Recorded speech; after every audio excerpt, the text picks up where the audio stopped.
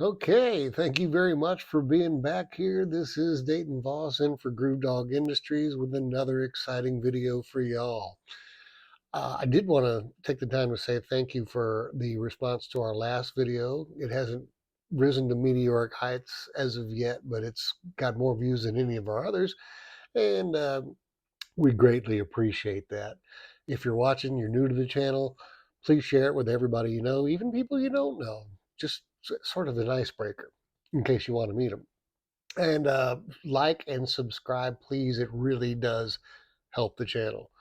This particular video is on our trip to San Angelo, Texas from last weekend, last Sunday.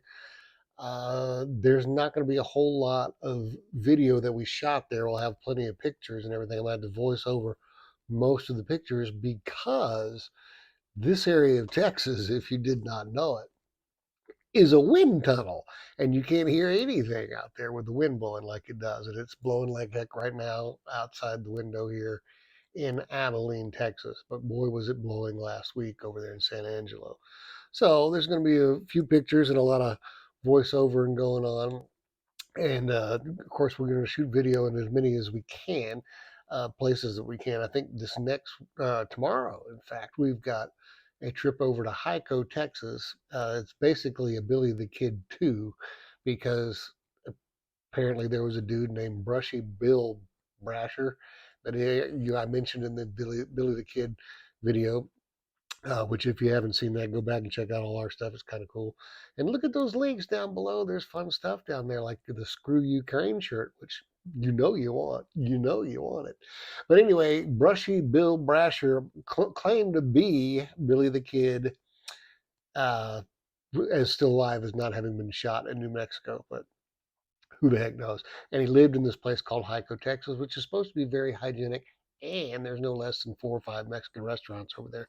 So all this builds up into one little cool thing that we want to go check out. And that's what will be happening tomorrow on our next video. But let's get back to San Angelo. San Angelo was, I thought I knew everything there was. I know when you hear the words or that the town San Angelo, you, like most people, are thinking, hey, isn't that where the Houston Oilers used to have their practice field? And you'd be right, it was. But that's not all they're known for. There's a lot of other stuff that goes on San Angelo, and I had no idea. And on the way to San Angelo, which was only about an hour and a half trip. But we're going to get into all that right about now. We took off on a Sunday morning for San Angelo, Texas, primarily in pursuit of Mexican food and a decent margarita. But a little exploration was not off the table at all.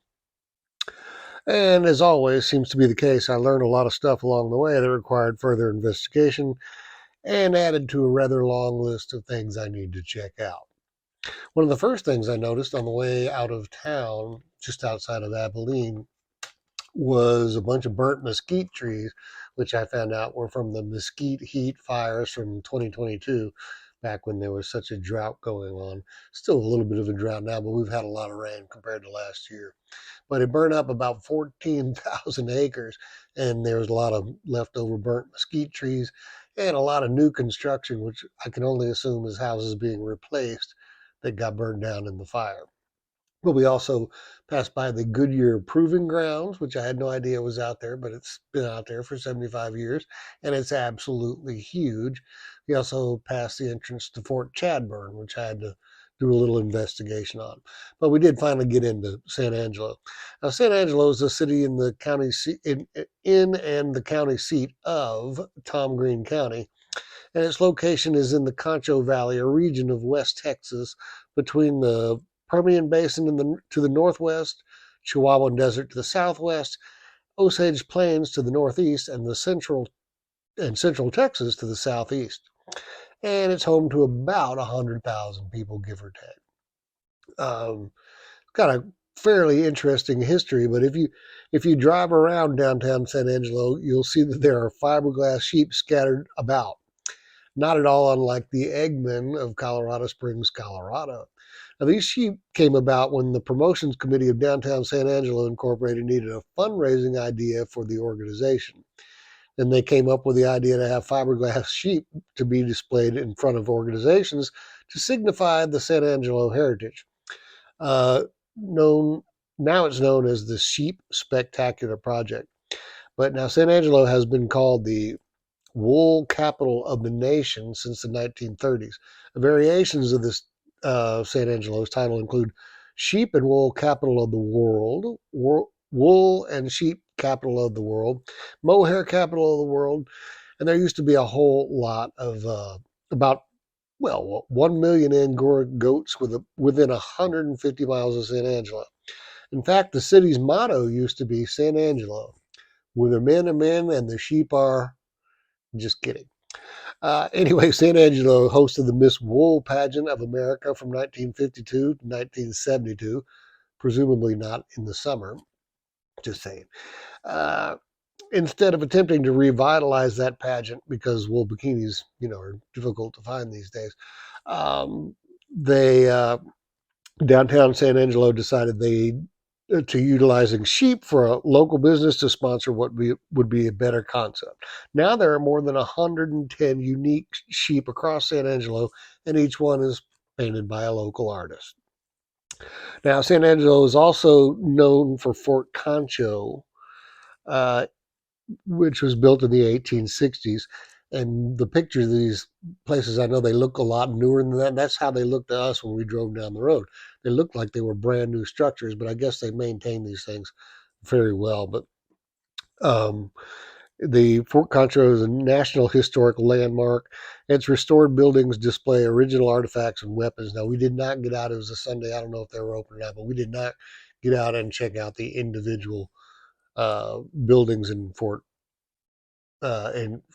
Concho. We just didn't do it. They may have been open. I don't know. It was kind of early on a Sunday when we got there, but and they do have a lovely downtown, as you can see.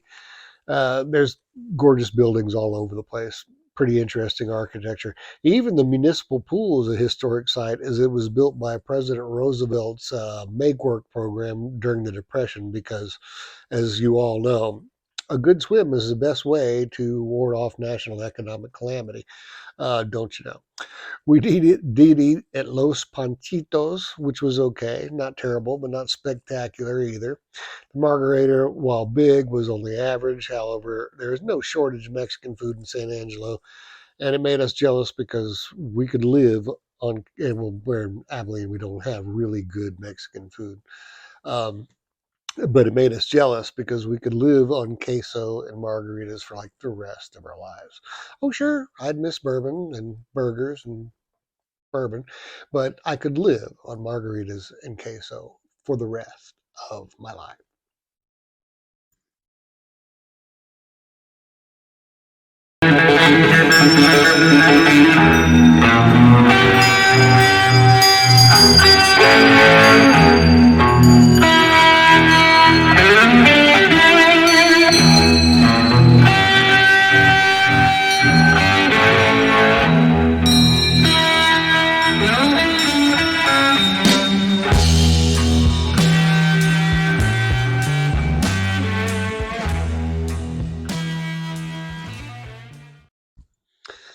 And then we got to the Lone Wolf Bridge.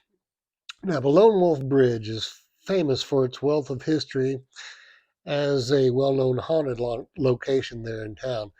As it sits today, it is a 152-foot long metal truss bridge that was built in 1922, but was a rebuild from 1888. Today, it's just a pedestrian bridge with a 7-foot tall red metal heart at the very beginning of it. When you first get there, that's the first thing we see. It's also the first time I tried to operate the video and was acutely aware at that time that it was just too doggone windy to shoot a video. And you'll notice on the, if you can see the picture close up, there's locks all over this big sculpture of a heart. And my wife told me that the significance of everybody putting the locks on there is that you go on the bridge and throw the key away, and nobody can, you're, I guess it's locked in forever, right? Well, what I noticed about that is a bunch of people left combination locks up there. Kind of defeats the purpose, unless of course you're just going to go and write the combination down. on a piece of paper and throw that over the bridge. So we saw the hard thing and decided to keep on going, though at first I was a little apprehensive at some of the things I read on uh, the graffiti. And then some of it started to offer, things I could get behind. But people have gone up and spray painted all over the bridge, and supposedly it's haunted. I don't know about all that, but because we were there during the daytime, so if it's haunted, we didn't see any haunts. But it's one of the reasons why we went, um, just in case we could see something. Now, visitors to the bridge have reported shadow figures, disembodied voices, and orbs of light. Woo! There are several theories about the bridge's haunting, including that the victims of the 1930s flood still visit the bridge. Well, that'd be a terrible way to go. Drown in a flood. But anyway, nobody really knows. And we didn't see anything here again because it was right in the middle of the day. And there's a couple of different, they don't know exactly why it's called the Lone Wolf Bridge, but there's a couple of theories. There's a town near there way back when that used to be called Lone Wolf. And there was also a chief Lone Wolf whose son died nearby there. And he may be the dude on it for all we know. That's one of the theories. But one of the two ways is how it got named Lone Wolf Bridge. But we saw a dude out there kayaking. You had to kind of really zoom in on that to see it. But then just looked like it was a neat place to go for a walk. And I guess to lock in your love if you're into that sort of thing. So there you have Lone Wolf Bridge. Now, it did offer, some of the graffiti did offer some rather questionable advice. So I'll just leave you with that and how you want to deal with it. But that was our visit to the Lone Wolf Bridge. Okay, y'all, that does wrap up our trip to San Angelo, which was a good time. But every time we get out in the car and head out, it's always a good time. Like our trip to Hyco last week was a good time. And I'll be telling you all about that in our next video. Now, I did mention on the way out there, we passed by a couple things I wasn't really planning on. The first of which is Fort Chadbourne, which is it's been a privately held ranch since the 1860s, if I'm not mistaken.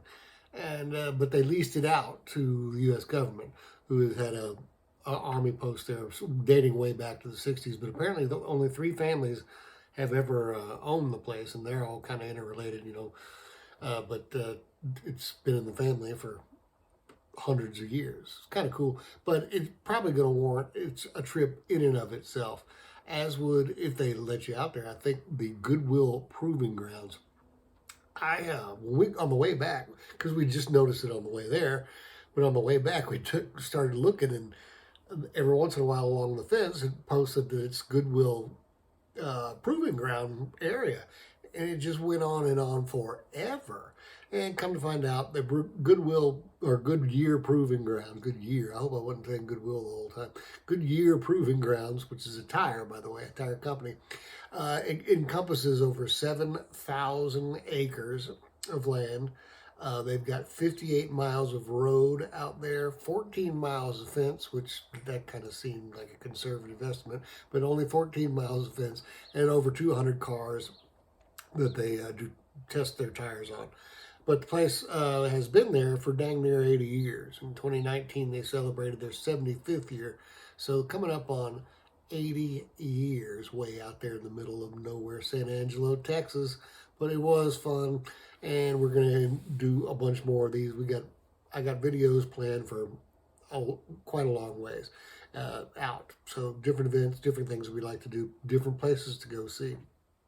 So please like and subscribe. Oh, and by the way, you may have noticed this groovy Screw Ukraine shirt. I know you want one. I know you want one. The way to get one will be in the links down below. Don't panic, man.